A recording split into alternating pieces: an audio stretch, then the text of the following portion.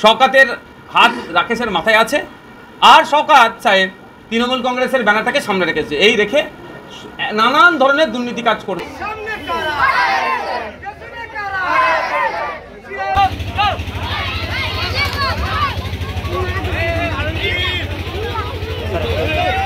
গালিগালাজ করেছিলেন, তখন সেই ক্ষেত্রে মমতা ব্যানার্জির স্নেহধন্য কেষ্ট ওরফে অনুব্রত মণ্ডলের আমরা সেই ব্যবস্থা, আইনত ব্যবস্থা গ্রহণ করতে আমরা দেখিনি। ওর পরিবর্তে কেষ্টবাবুর পদোন্নতি হয়েছে। এখন দেখার বিষয় শুভেন্দু অধিকারী, অশোক ডিন্ডা বা আপনার কৌস্তবরা যেভাবে পুলিশকে আক্রমণ করেছে ভাষাগত, এর বিরুদ্ধে পুলিশ মন্ত্রী কি ব্যবস্থা গ্রহণ করে, কলকাতা পুলিশের সিপি স্যার কি ব্যবস্থা গ্রহণ করে। পুলিশকে নিয়ে আরও একটা প্রশ্ন, আপনি যেখানকার বিধায়ক ভাঙড় 148-এর, সেখানে ছোটবেলায় আমরা শুনতাম পঙ্গপালের উপদ্রব। জনগণ, আমরা সাংবাদিক, গণমাধ্যম কর্মী যেখানেই যাচ্ছি পুলিশের বিরুদ্ধে মানে পুলিশের উপদ্রবের অভিযোগ, যা কিছু করতে যাচ্ছে নাকি টাকা আর টাকা। কি বলবেন আপনি বিধায়ক হিসেবে? দেখুন, আমি একটা কথা বলি, এইগুলো হতে দেওয়া যায় না, কিন্তু একজন আমি বিধায়ক হিসেবে আমার কাছে জানাতে হবে। আমি তো দেখুন, আমি যদি কিছু বলি এই করছে সেই করছে, বলবে কি তৃণমূলের শাসন কার্য চলছে, পুলিশ মন্ত্রী মমতা ব্যানার্জি তার বিরোধিতার জন্য করছে। আমি অনুরোধ করব যাদের সাথে এই অন্যায়গুলো হচ্ছে তারা আমাকে অন্তত একটা লিখিত দিক।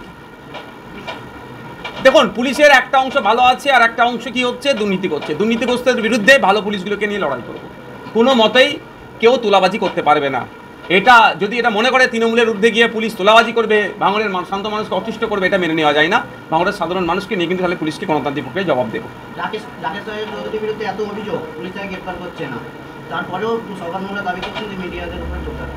দেখুন, শওকত ঘনিষ্ঠ হচ্ছে রাকেশ রায় চৌধুরী। শওকতের হাত রাকেশের মাথায় আছে, আর শওকত সাহেব তৃণমূল কংগ্রেসের ব্যানারটাকে সামনে রেখেছে। এই রেখে নানান ধরনের দুর্নীতি কাজ করতে বেড়াচ্ছে। ওয়েটল্যান্ড, মন্দিরের যেখানে পুজো অর্চনা হতো, মানে যেখানে জায়গা সামনে দখল, আপনার 1 নম্বর খাস সরকারি খতিয়ানে যেটা আছে সেইটা দখল, এই ধরনের নানান অন্যায় কাজ করে বেড়াচ্ছে রাকেশ রায় চৌধুরী। পুলিশ তার বিরুদ্ধে ব্যবস্থা গ্রহণ করতে পারছে না। আমি ওখানকার কৃষকের সাথে যোগাযোগ করেছি, যোগাযোগ হয়ে উঠেছে আমার। আমি সব কাগজপত্র তাদের কাছ থেকে চাইছি। প্রয়োজনে আমি একজন বিধায়ক হিসাবে, যদিও একটা ভাঙড় বিধানসভার মধ্যে পড়ছে না, ওটা ক্যানিং পূর্ব বিধানসভার মধ্যে পড়ছে, তারপরেও আইনসভার একজন সদস্য হিসাবে ওয়েটল্যান্ডকে রক্ষা করার দায়িত্ব আমার। সরকারি খাস জমি যেগুলো আছে সেগুলোকে রক্ষা করার দায়িত্ব আমার। মন্দিরের সম্পত্তি বা মন্দিরের যেখানে পূজা অর্চনা হতো সেটাকে যেভাবে বেদখল হয়ে যাচ্ছে সেটাকে উদ্ধার করার দায়িত্ব আমার মধ্যে বর্তায়।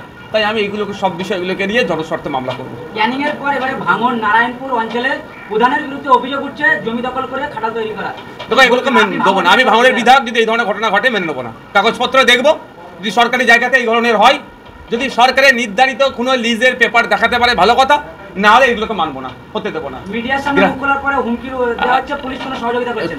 পুলিশের একটা অংশ তো এগুলো মিশে আছে, সহযোগিতা করছে না, কিন্তু পুলিশকে সহযোগিতা করতে বাধ্য করাবো আইনের মাধ্যমে। দেখুন, পশ্চিমবাংলার গণতন্ত্র বিপন্ন। আজকে গণতান্ত্রিক প্রক্রিয়ায় মানুষের অধিকারের জন্য আমরা ওখানে একটা আমাদের পথসভা ছিল ইন্ডিয়ান সেকুলার ফ্রন্টের পক্ষ থেকে। তৃণমূল কংগ্রেস সেটা সহ্য করতে পারলো না। আমাদের পথসভার কী কী দাবি ছিল? ওয়াকআপ সংশোধনী আইন 2025 যেটা হচ্ছে সেটা বাতিল করতে হবে। SIR এর নামে যেভাবে বিজেপি হয়রানি করার চেষ্টা করছে ইলেকশন কমিশনকে দিয়ে, তার বিরোধিতা করে এবং আতঙ্কিত না হয় সেটা নিয়ে। ফরেস্ট রাইট অ্যাক্ট 2006-কে সংশোধন করে 2023-এ যেটা নিয়ে এসেছে, জঙ্গলের অধিকার আদিবাসীদের ক্ষুণ্ণ হয়েছে, সেটাকে প্রত্যাহারের জন্য।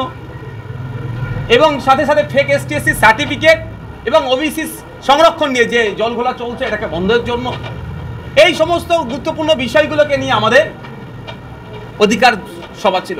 তৃণমূল কংগ্রেস আশ্রিত দুষ্কৃতীরা এগুলো আক্রমণ করেছে, ভেঙেছে। আমাদের কাছে ভিডিও ফুটেজ এসেছে, আমরা পুলিশকে দিয়েছি। পুলিশ যদি ব্যবস্থা গ্রহণ না করে এর জবাবটা আমরা গণতান্ত্রিক প্রক্রিয়াতে দেব।